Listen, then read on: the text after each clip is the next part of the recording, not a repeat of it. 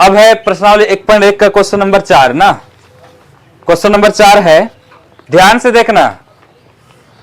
Euclid विभाजन प्रमेयिका का प्रयोग करके दर्शाइए कि किसी धनात्मक पूर्णांक का वर्ग, हमने क्या बोला, यूक्लिड विभाजन प्रमेयिका का प्रयोग करके दर्शाइए कि किसी धनात्मक पूर्णांक का वर्ग किसी पूर्णांक m के लिए, किसी पूर्णांक m के लिए 3m या 3m+1 के रूप का होता है। बच्चों ध्यान देना, हमने बोला क्या, यहां सिर्फ बोला है किसी धनात्मक पूर्णांक का वर्ग, सम विषम नहीं बोल रहा है, बात समझ रहे हो।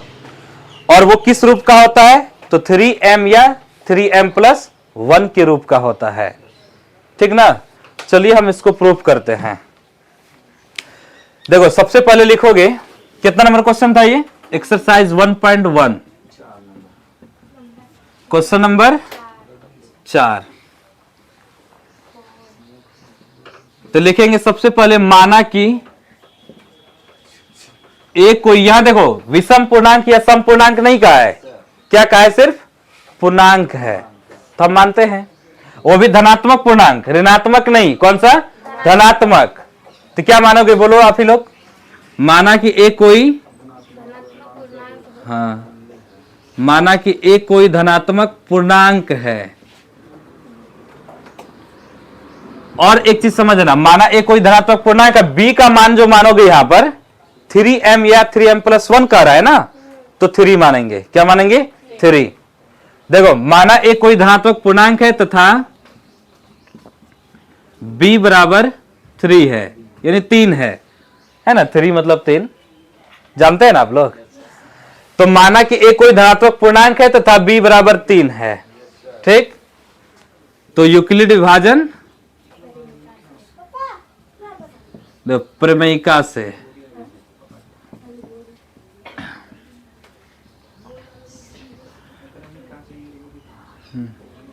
तो यूक्लिड विभाजन प्रमेयिका से, यूक्लिड विभाजन प्रमेयिका क्या होता है, a बराबर bq+r, जहां 0 से बड़ा या बराबर r से बड़ा b।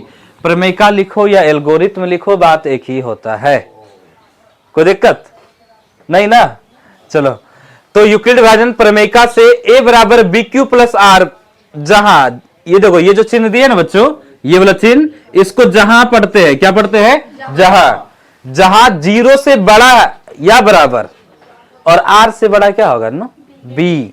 तो इस पे मान बैठा हो ना, b का मान कितना है, तो a बराबर क्या होगा, जल्दी बताओ तो, 3q+r, जहां 0 से बड़ा या बराबर r से बड़ा कितना हो जाएगा, बोलो, 3 हो जाएगा। अच्छा ठीक है प्यारे बच्चे, हमको ये बताइए इसमें r का मान क्या होगा, r का संभावित मान क्या क्या होगा, 0, 1, 2। क्यों होगा, क्योंकि यहां पर b के जगह कितना है, 3, तो r का मान तो इससे छोटके न होगा रे, बड़का तो नहीं हो सकता है, होगा क्या, नहीं। तो लिखोगे r बराबर 0, 1, 2, क्या 3 लिखेंगे, नहीं लिखेंगे। अब बराबर भी नहीं है, b का बराबर नहीं है, r जो है देखो r से बड़ा ही है b का मान, है ना, तो बराबर नहीं दिया है, तो 0, 1, 2 होगा।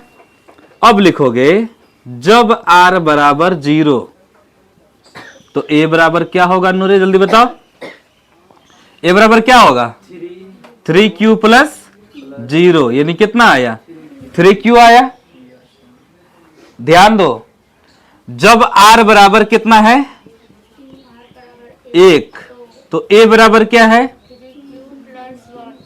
ना, 1 होगा। इसको मान लो समीकरण 1, इसको मानो समीकरण।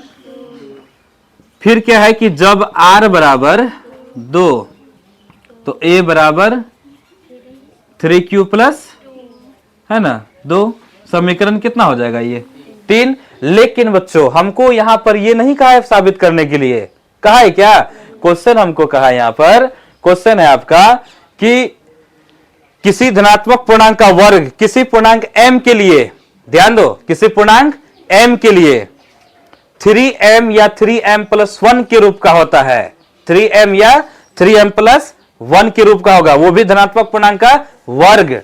तो हम इसका वर्ग करेंगे, अब ये तीनों का वर्ग करेंगे।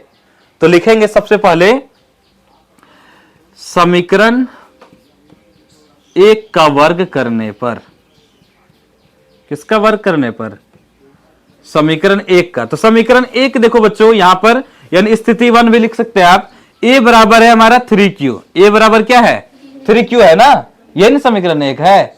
समझना, लिखे समीकरण एक का वर्ग करने पर, यानी a का स्क्वायर अब बराबर, वर्ग मतलब इंग्लिश में इसको स्क्वायर ही बोलते हैं ना, 3q का स्क्वायर होगा। अब एक चीज देखो यहां पर कि a स्क्वायर बराबर जो है हमारा 3q का स्क्वायर करोगे तो कितना हो जाएगा बोलो? 9q स्क्वायर होगा ना। एकदम समझिए अच्छे से पहले।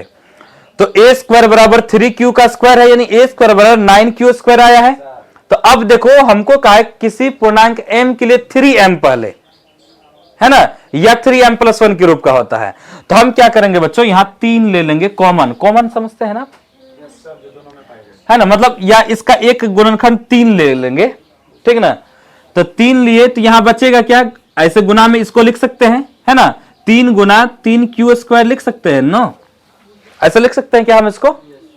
बोलो, 3 गुना 3q का स्क्वायर लिख सकते हैं ना, बोलो नहीं। तो 3 तिया 9 हो गया, q स्क्वायर का q स्क्वायर हो गया। अब क्या करना है बच्चों, 3 और ये 3q स्क्वायर है ना, इसके जगह आप लिख दीजिए m। क्या लिख दीजिए? m। और यहां इसको लिख दीजिए 3 गुना m करोगे तो क्या हो जाएगा? 3m होगा कि नहीं होगा? और m जो हुआ है बच्चों यहां लिख देना, जहां m बराबर, यानी m का मान जो है वो क्या है बोलो? 3q स्क्वायर है। जहां m बराबर क्या है? 3q square. तो पहला तो हमारा आ गया कहां पे? ये a स्क्वायर बराबर ही है 3m, ठीक ना। तो ये हो गया हमारा समीकरण, कितना हो जाएगा? 4, है ना। अब देखो उसके बाद क्या है, अब समीकरण 2 का वर्ग करो, ठीक ना। देखो समीकरण 2 का वर्ग करने पर, तो समीकरण 2 का वर्ग करोगे, बिल्कुल अभी समझो सिर्फ, ठीक ना, कोई भी कलम नहीं उठाओगे अभी। समीकरण 2 का वर्ग करेंगे और समीकरण 2 है हमारा क्या? a बराबर 3q + 1। a बराबर क्या है? 3q + 1। तो यानी a स्क्वायर बराबर 3q + 1 का स्क्वायर करो। इसका देखो a + b का होल स्क्वायर आप जानते हैं, है ना। तो 3q + 1 का स्क्वायर करोगे तो a स्क्वायर हो गया, 3q का स्क्वायर, फिर होता है 2ab हो गया, प्लस में हो गया b स्क्वायर, है ना। a + b का होल स्क्वायर पता है ना आपको। तो अब देखो 3q का स्क्वायर करोगे तो कितना आएगा? 9q का स्क्वायर, 2 तिया कितना हो गया? 6q, गुना 1 करोगे तो 6q ही आएगा, और 1 का स्क्वायर करोगे तो कितना आएगा बच्चों? 1 ही आएगा, ठीक। इतना आ गया। अब क्या करना है कि हमको ये दोनों में कॉमन लेना है, ये दोनों में, ठीक ना। तो कॉमन फिर वही 3 लेंगे कॉमन, क्योंकि हमको 3m + 1 के रूप के लाना है ना। तो 3 लिए कॉमन, तो देखो 3 तिया कितना हो जाएगा? 9, और यहां q स्क्वायर, और प्लस है तो प्लस दे दो, क्यों प्लस प्लस प्लस होता है ना। और 3 दूनी हो गया 6, आई जोड़ में 1 है तो 1 लिख दो यहां पर, ठीक। अब इसको आप क्या लिख सकते हैं? 3, और देखो इतना को हम लोग m मान लेंगे, 3 गुना m जोड़ 1 यहां लिख दोगे। फिर जहां m बराबर क्या है बोलो?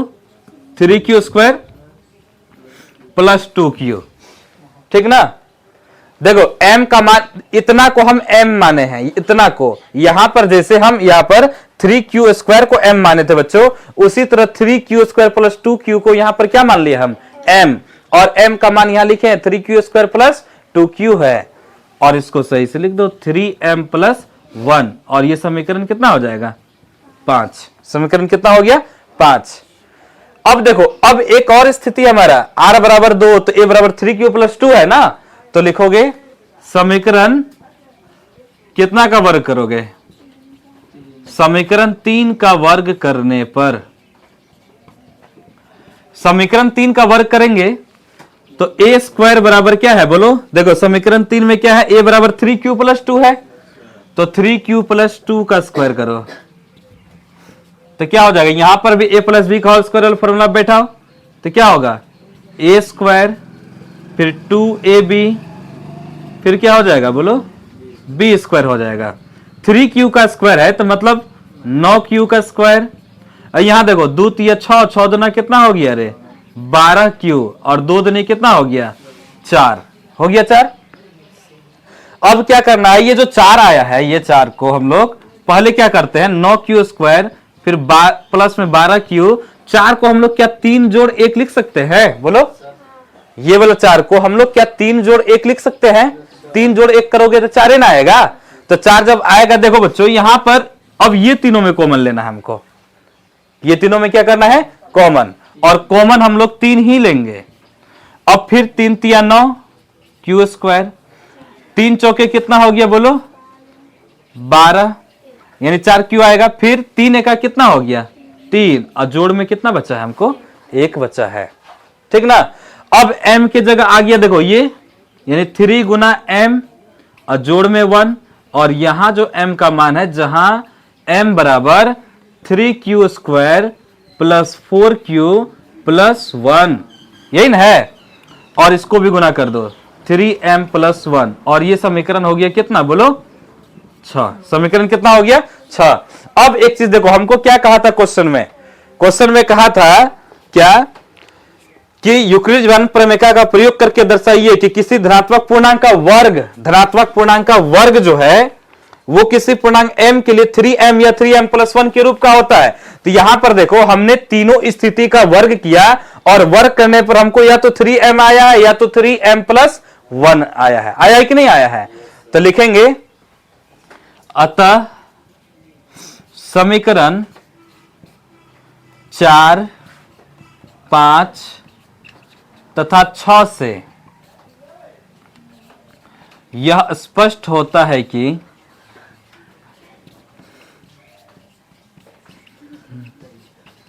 देखो, अतः समीकरण 4, 5 तथा 6 से यह स्पष्ट होता है कि किसी धनात्मक पूर्णांक का,